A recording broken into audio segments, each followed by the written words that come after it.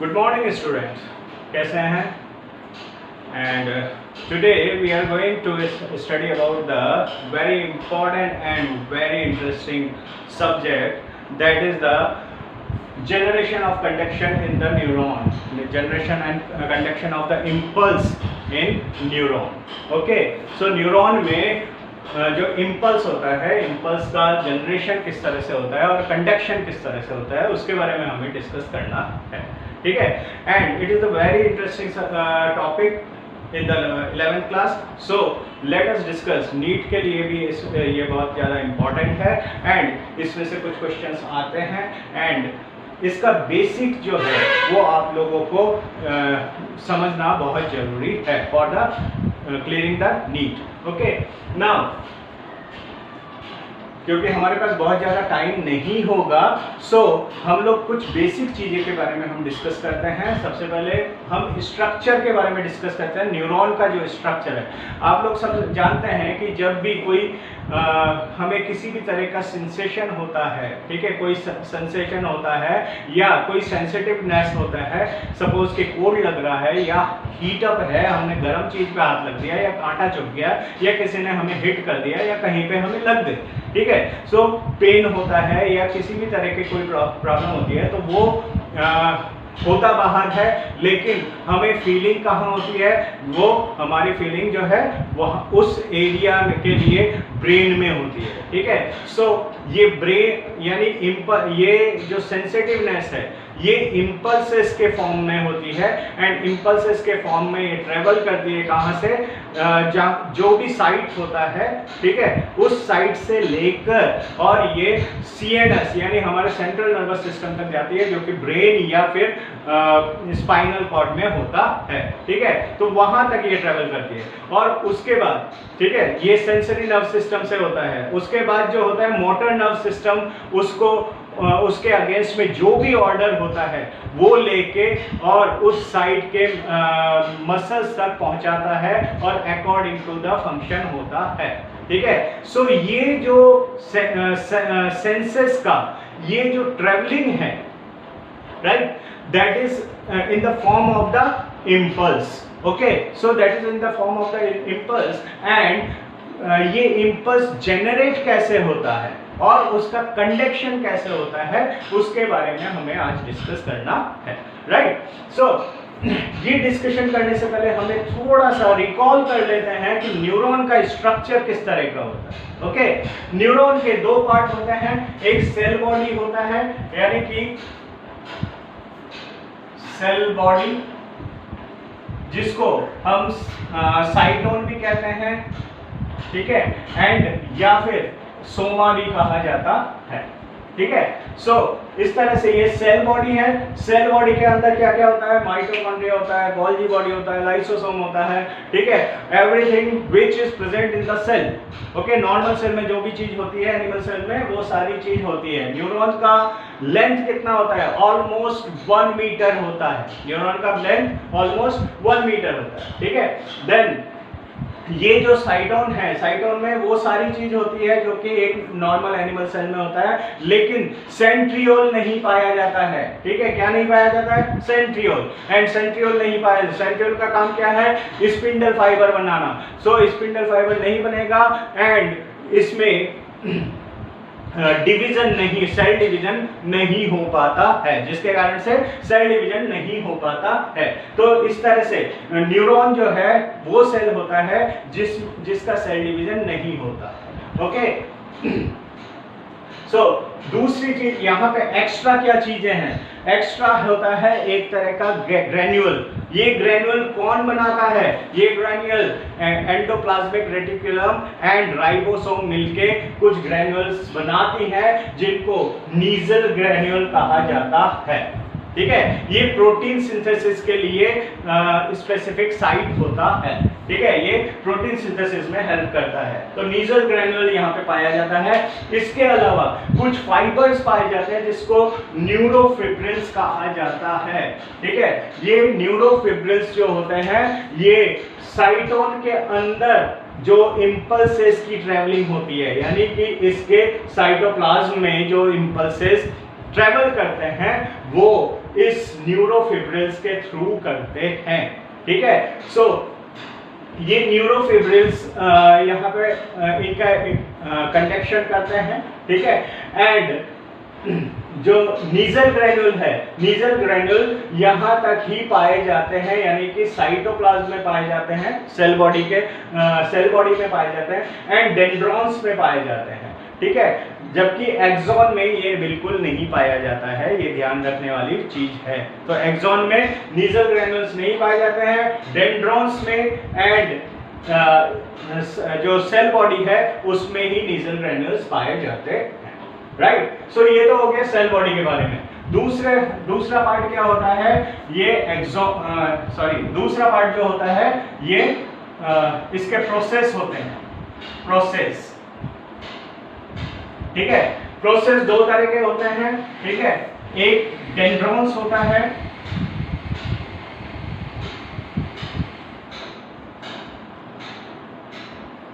ठीक है, एंड दूसरा जो होता है एक्सॉन होता है,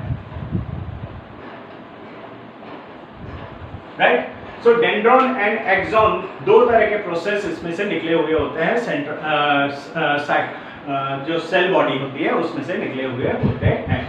डेंड्रॉन्स जो होते हैं ये कई हो सकते हैं, ठीक है। डेंड्रॉन्स जो है ब्रांच्ड होते हैं एंड ये सेल बॉडी में इंपल्सेस को लाने का काम करते हैं, यानी इंपल्सेस यानी किसी भी तरह का अगर स्टिमुलेशन हो रहा है तो उस स्टिमुलेशन को सेल बॉडी तक लाने का काम डेंड्रॉन करता है, ठीक है। सो ये क्योंकि सेल बॉडी में इंपल्सेस को ला रहा है इसलिए यहाँ जो ट्रेवलिंग होती है वो कैसी होती है, सेंट्रीपिटल ट्रेवलिंग होती है, ठीक है। यानी जो ट्रेवल ऑफ इंपल्सेस है वो यहाँ पे डेंड्रॉन से dendron to cell body, that is called centripetal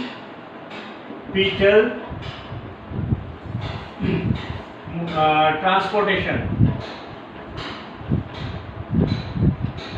ठीक है, transportation of impulse, okay. So इस तरह से ये डेंड्रॉन जो है इंपल्सेस को कंडक्ट करता है और सेल बॉडी तक लाने का काम करता है। नाउ ये डेंड्रॉन्स कंटिन्यूसली कोई ना कोई स्टिमुलेशन लाते रहते हैं, कंटिन्यूसली कोई ना कोई स्टिमुलेशन यहाँ पे लाते रहते हैं, ठीक है। एंड ये जब लाते हैं तो इनकी इंटेंसिटी अगर कम होती है, इनकी इंटेंसिटी मोस्टली जो है कम रहती है, तो ये कम इंटेंसिटी वाले जब ये आते हैं, कम इंटेंसिटी वाले जब स्टिमुलेशन यहाँ आते हैं तो ये आगे नहीं बढ़ते हैं और ये सेल बॉडी के जो प्लाज्मा साइटोप्लाज्मा है वहां पे आके खत्म हो जाते हैं, यानी ये आगे कंडक्ट नहीं होते हैं, ठीक है। सो इस तरह की जो पोटेंशियल होती है या इस तरह का जो स्टिमुलेशन होते हैं जो कि आने के बाद खत्म हो जाते हैं, ये छोटे छोटे से, इनको ग्रेडेड पोटेंशियल कहा जाता है, ठीक है। So this is called graded potential, okay. So ये ग्रेडेड पोटेंशियल यहाँ पे आते हैं और खत्म हो जाते हैं, लेकिन इनमें से जिसका स्टिमुलेशन ज्यादा होता है, ठीक है, जिसका स्टिमुलेशन ज्यादा होता है तो ये कई डेंड्रॉन से जब आते हैं और स्टिमुलेशन ज्यादा, इनकी इंटेंसिटी ज्यादा होती है स्टिमुलेशन की, तो वो आने के बाद एक साथ मिक्स हो जाते हैं। तो मिक्सिंग साइट कौन सा होता है, ये जहां से एक्सॉन स्टार्ट हो रहा है, ठीक है, ये जहां से एक्सॉन स्टार्ट होता है इस एरिया को हिलॉक कहा जाता है, एक्सॉनिक हिलॉक, ठीक है। So this is called hillock, axonic hillock हम इसको पूरा नाम देते हैं, ठीक है। ये जो हिलॉक है ये यहाँ पे इन छोटे छोटे स्टिमुलेशन को कलेक्ट करता है, ठीक है, और आगे बढ़ने का काम करता है, आगे बढ़ाने का काम करता है, ठीक है। तो स्टिमुलेशन जो है, मेन स्टिमुलेशन जो है वो यहाँ से स्टार्ट होता है। So this is called the trigger zone, ठीक है। हिलॉक को ट्रिगर जोन भी कहा जाता है, क्योंकि यहां से इंपल्सेस जो है वो स्टार्ट होते हैं। एक्शन पोटेंशियल यहीं से स्टार्ट होता है। एक्शन पोटेंशियल मींस जो स्टिमुलेशन ऑफ इंपल्सेस होता है, that is called the action potential. Okay, so इस तरह से ये डेंड्रॉन से ये इंपल्सेस आए, साइटोप्लाज्म में आए। ठीक है, नेक्स्ट जो प्रोसेस होता है वो एक ही होता है। ठीक है, ये एक प्रोसेस होता है, इसको एक्सॉन कहा जाता है। ठीक है, ये एक्सॉन जो होता है सिंगल होता है। ठीक है, एंड लंबा होता है। आगे जाके इसका जो एंड होता है वो ब्रांच्ड हो जाता है। ठीक है, इसका जो ब्रांच होता है, इसका जो टेल होता है, टेल यानी कि इसका जो एंड होता है वो ब्रांच्ड हो जाता है। इन ब्रांच को नर्व एंडिंग कहा जाता है। ये या तो मसल्स में बरीड रहते हैं, ठीक है, या फिर फ्री रहते हैं, और इनके सामने की तरफ जो है दूसरे न्यूरॉन के डेंड्रॉन्स लगे हुए रहते हैं। ठीक है, तो ये दूसरे न्यूरॉन के डेंड्रॉन्स यहाँ पे रहते हैं। ओके, सो ये एक्सॉन होता है।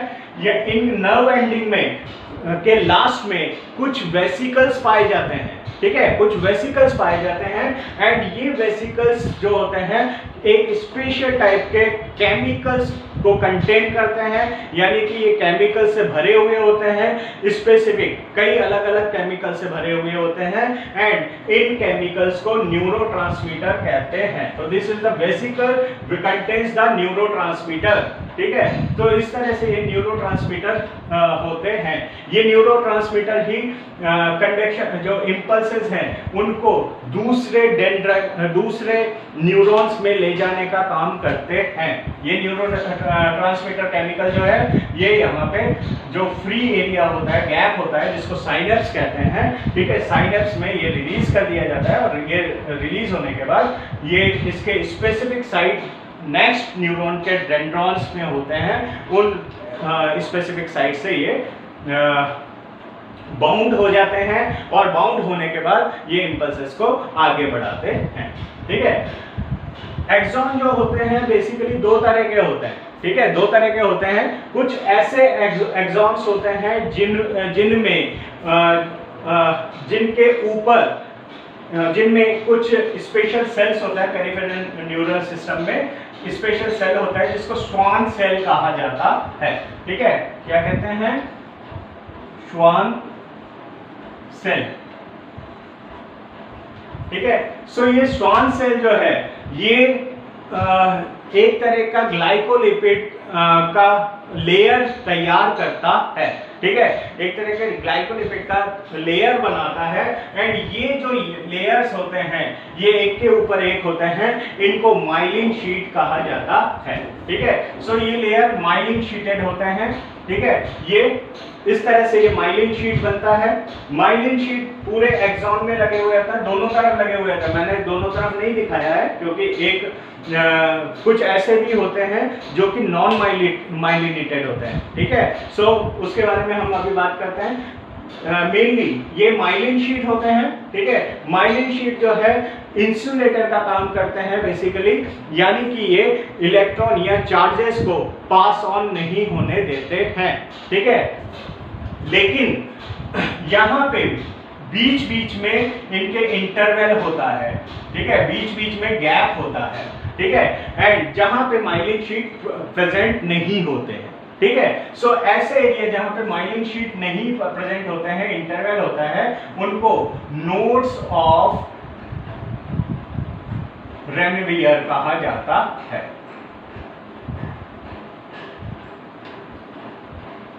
ठीक है, यहां लिख देता हूं मैं, नोड्स ऑफ रेनवियर। राइट, सो इनको नोड्स ऑफ रेनवियर कहा जाता है।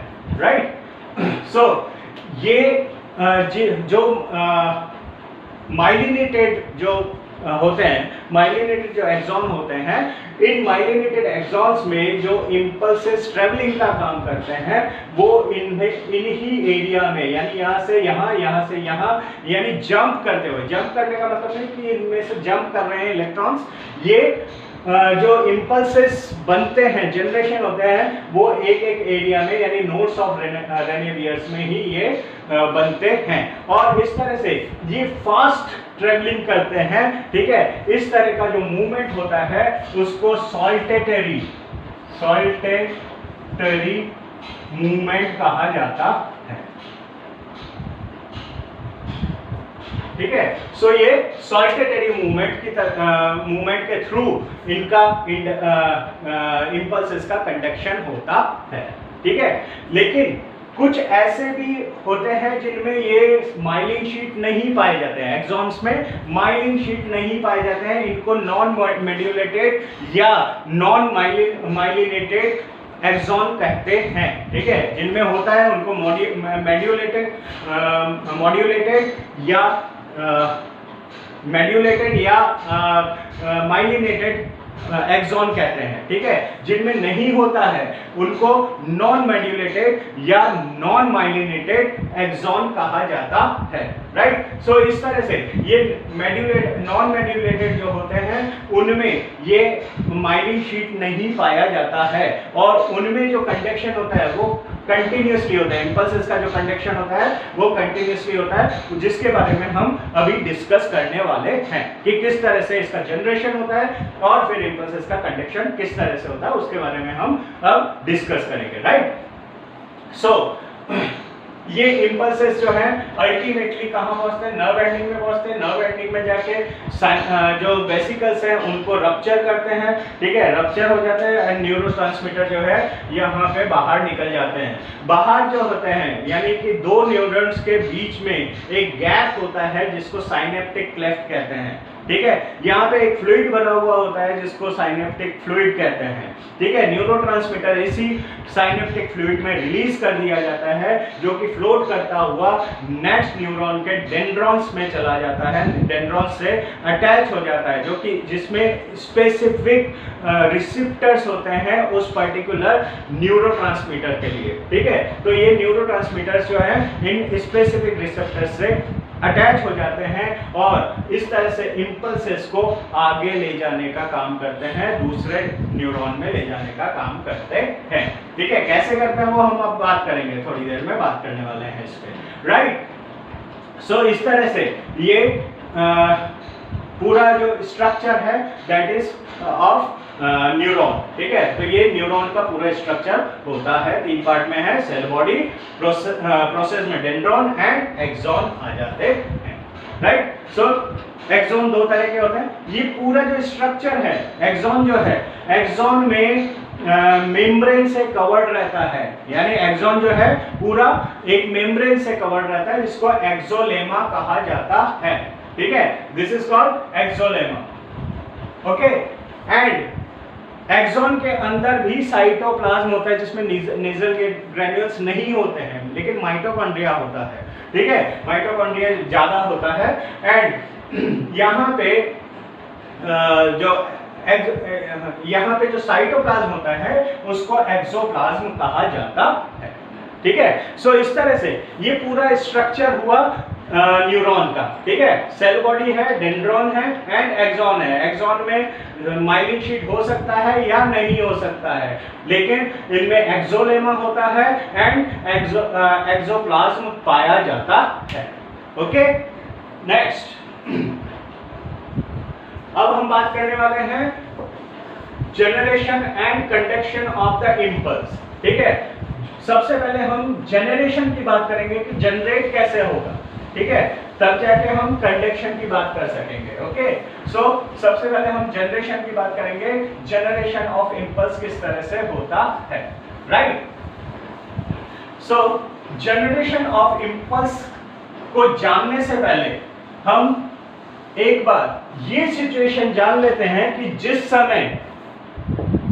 समय इंपल्सेस नहीं होते हैं यानी किसी तरह का स्टिमुलेशन नहीं होता है, तो उस समय एक्सॉन की पोजीशन क्या रहती है। ठीक है, एक्सॉनिक पोजीशन किस तरह की रहती है, सबसे पहले हम वो जान लेते हैं।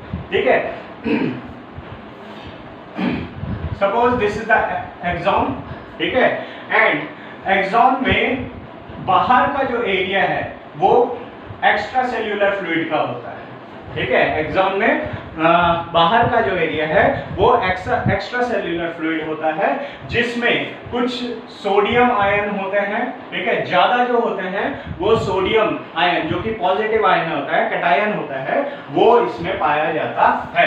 ठीक है, इसके अलावा और भी कई आयन पाए जाते हैं, जैसे पोटेशियम आयन भी पाया जाता है। ठीक है, और इसके अलावा क्लोरीन आयन, बाइकार्बोनेट आयन, ये सारी चीजें इसमें पाई जाती है, लेकिन डेंसिटी इनकी कम होती है, क्योंकि ये बड़ा एरिया होता है तो वो कॉम्पैक्ट नहीं होता है, तो डेंसिटी वाइज इसको हम कह सकते हैं कि ये कम होता है, और उसके अकॉर्डिंगली सोडियम आयन जो है उनकी क्वांटिटी ज्यादा होती है। ठीक है, तो एक्सोलेमा के बाहर का जो एरिया होता है वो वहां पे सोडियम आयन ज्यादा पाए जाते हैं, विच इज द कैटायन, यानी पॉजिटिव चार्ज। तो इसलिए इसके बाहर का जो एरिया होता है वो पॉजिटिव चार्ज हो जाता है, यानी ये रेस्ट पोजीशन जब होती है तो यहाँ पे पॉजिटिव चार्ज होता है एक्स्ट्रा सेल्यूलर फ्लूइड में। राइट, अंदर अगर हम देखते हैं, ठीक है, सो अंदर जो मेन कौन कौन से आयन होते हैं, एक तो कैटायन होता है पोटेशियम आयन। ठीक है, कैटायन होता है दैट इज पोटेशियम आयन। ठीक है, कुछ सोडियम आयन भी होते हैं, ऐसा नहीं है कि सोडियम आयन बिल्कुल नहीं होते हैं, लेकिन पोटेशियम आयन ज्यादा पाए जाते हैं यहाँ पे। ठीक है, और इसके अलावा यहाँ पे क्लोरीन आयन पाया जाता है, बाइकार्बोनेट आयन पाया जाता है। ठीक है, एंड कुछ प्रोटीन या एमिनो एसिड भी पाया जाता है जो नेगेटिवली चार्ज होता है। ठीक है, सो प्रोटीन या एमिनो एसिड जो कि नेगेटिवली चार्ज होता है, सो ये भी इसमें पाए जाते हैं। So because this is the limited area है, डेंसिटी इनकी ज्यादा होती है। ठीक है, एंड डेंसिटी ज्यादा होने के कारण ये जो यहाँ पे नेगेटिव चार्ज जो होता है वो ज्यादा होता है, बिकॉज यहाँ पे क्लोरीन, बाइकार्बोनेट एंड प्रोटीन, ये सब एनायन यहाँ पे ज्यादा मात्रा में, ज्यादा क्वांटिटी में पाए जा रहे हैं। सो हम ये कहेंगे कि अंदर का जो चार्ज है वो बेसिकली एक्सोलेमा के अंदर का चार्ज नेगेटिव चार्ज होता है। ठीक है, बेसिकली ये नेगेटिव चार्ज नहीं होता है, लेकिन हम कंपैरेटिव अगर करते हैं कि ECF यानी कि बाहर का जो पॉजिटिव चार्ज है तो उसके कंपैरेटिवली अंदर का पॉजिटिव चार्ज कम होता है, क्योंकि यहाँ पे भी कैटायन पाया जाता है। ठीक है, यहाँ पे भी कैटायन पाया जाता है पोटेशियम आयन के फॉर्म में, लेकिन एंड प्लस सोडियम आयन भी होता है। ठीक है, लेकिन वो कम क्वांटिटी में होता है, एंड ये जो होते हैं क्लोरीन, बाइकार्बोनेट और ये एनायन जो होते हैं वो ज्यादा क्वांटिटी में होते हैं, इसलिए यहाँ का चार्ज कंपैरेटिवली कम पॉजिटिव हो जाता है। एंड दिस इज इस कारण से इसको हम कह सकते हैं कि अंदर का जो चार्ज होता है वो नेगेटिव चार्ज होता है। एक्सोलेमा के अंदर का जो पार्ट होता है वो नेगेटिवली चार्ज होता है। ठीक है, सो एक तो हमने ये जाना कि इसका रेस्ट पोजीशन में क्या वो रहता है। ठीक है, जिस समय कोई इंपल्सेस नहीं होता तो उस समय क्या पोजीशन रहती है ये हमने जाना। ना हम एक चीज जानते हैं कि जो प्लाज्मा मेम्ब्रेन होता है वो लिपोप्रोटीन से मिलकर बना हुआ होता है, लिपिड एंड प्लस प्रोटीन। इसमें प्रोटीन एक तो पेरिफेरल प्रोटीन होता है, दूसरा इंटीग्रल प्रोटीन होता है। ठीक है, आप लोग जानते हैं इस चीज को। तो प्रोटीन जो इंटीग्रल प्रोटीन जो होता है उनको चैनल प्रोटीन भी कहा जाता है। ठीक है, एंड ये चैनल प्रोटीन कई तरह के होते हैं, स्पेसिफिक होते हैं। ठीक है, स्पेसिफिक के लिए स्पेसिफिक चैनल प्रोटीन होते हैं। ठीक है, और बेसिकली ये एक गेट बनाते हैं स्पेसिफिक मॉलिक्यूल्स को अंदर करने के लिए। तो आयंस को जो अंदर या बाहर करने के लिए जो चैनल होते हैं उनको आयन चैनल गेट कहा जाता है। ठीक है, आयन चैनल गेट। ठीक है। सो ये कुछ नहीं है, ये इंटीग्रल प्रोटीन है, चैनल प्रोटीन है, जो कि आयंस को अंदर और बाहर यानी आयंस के एक्सचेंज के लिए रिस्पॉन्सिबल होते हैं। ठीक है। ये आयन चैनल गेट किसी भी अगर मेम्ब्रेन में बात करते हैं तो अलग अलग मेम्ब्रेन में, तो ये बेसिकली 4 टाइप के होते हैं। ठीक है। कौन कौन से होते हैं देख लेते हैं। पहला लीकेज चैनल गेट। ठीक है। Leakage channel gate, leakage channel gate जो कि स्पेसिफिक मॉलिक्यूल को डिफ्यूजन के थ्रू अंदर या बाहर करता है। ठीक है। ये स्पेसिफिक मॉलिक्यूल को डिफ्यूजन के थ्रू यानी पैसिवली, जिसमें एटीपी खर्च नहीं होता है। ठीक है। सो ये पैसिवली अंदर या बाहर करने का काम करता है। ठीक है। और ये बेसिकली 2 टाइप के होते हैं। एक तो होता है सोडियम आयन का sodium ion leakage channel gate. ठीक है। और दूसरा होता है potassium ion leakage channel gate. ठीक है। तो ये 2 टाइप के होते हैं, sodium ion leakage channel gate and potassium ion leakage channel gate होता है। ठीक है।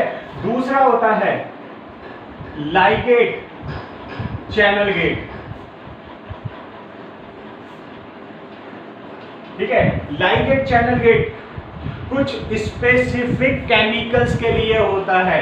ठीक है। स्पेसिफिक केमिकल के लिए होता है एंड ये स्पेसिफिकली काम करता है जब तक वो पर्टिकुलर केमिकल आपके इनसे अटैच नहीं होगा, इन प्रोटीन से अटैच नहीं होगा, ये ओपन नहीं होते हैं। ठीक है। और जैसे ही पर्टिकुलर केमिकल आपके इनसे अटैच होते हैं ये ओपन हो जाते हैं और उस केमिकल को अंदर जाने का अलाउ करते हैं। जैसे कि एसिटाइल कोलिन रिसेप्टर। ठीक है। डेंड्रॉन्स में जो पाया जाता है एसिटाइल कोलिन रिसेप्टर या किसी भी तरह का न्यूरोट्रांसमीटर का रिसेप्टर जो होता है वो लाइगेट चैनल गेट होता है। ठीक है। जो कि इन पर्टिकुलर न्यूरॉन्स को अंदर जाने के लिए अलाउ करता है। ठीक है। Third mechanical channel gate. ठीक है। मैकेनिकल चैनल गेट ये फिजिकल चैनल गेट होते हैं, यानी कि हमें कोई टच कर रहा है। ठीक है। या किसी ने हमें थोड़ा सा पिन चुभा दिया है, कांटा चुभ गया है। ठीक है। तो ये फिजिकली जब स्टिमुलेशन होता है तो ये फिजिकल किसी कारण से ये स्टिमुलेशन के कारण, फिजिकल स्टिमुलेशन के कारण ये चैनल गेट ओपन हो जाते हैं और पर्टिकुलर केमिकल्स को पास ऑन करने के लिए अलाउ करते हैं। ठीक है। सो ये मैकेनिकल चैनल गेट कहलाते हैं। राइट। सो ये फिजिकल के लिए होते हैं। फोर्थ जो है that is voltage channel gate. ठीक है। वोल्टेज चैनल गेट यानी कि ये जो चैनल है ये इलेक्ट्रिक चार्ज के कारण स्टिमुलेट होके ओपन होता है। यानी इसका स्टिमुलेशन इलेक्ट्रिक चार्ज में कोई चेंज होता है। ठीक है। इलेक्ट्रिक यानी कि सपोज कि पॉजिटिव आयन पॉजिटिविटी है तो पॉजिटिविटी और बढ़ जाती है या पॉजिटिव से नेगेटिव हो जाता है। ठीक है। तो किसी भी तरह का इलेक्ट्रिक चार्ज में जो चेंज होता है जिसके कारण से ये चैनल गेट ओपन हो जाते हैं और पर्टिकुलर आयंस को अंदर आने देते हैं via diffusion, not actively, it is passively. ठीक है। तो ये पैसिवली आने देते हैं। ठीक है। सो वोल्टेज चैनल गेट भी मेनली 2 टाइप के, वैसे तो कई टाइप के होते हैं। ठीक है। अलग अलग आयंस के लिए अलग अलग होते हैं, लेकिन जो मेन होते हैं वो एक तो sodium and potassium voltage channel gate होते हैं। ठीक है। तो sodium channel voltage channel gate and potassium channel gate होते हैं। सो हमारे जो एक्सॉन होते हैं, एक्सॉन में मेनली 2 चैनल गेट होते हैं, एक तो लीकेज चैनल गेट एंड दूसरा voltage channel gate. Okay. Voltage channel gate तो सोडियम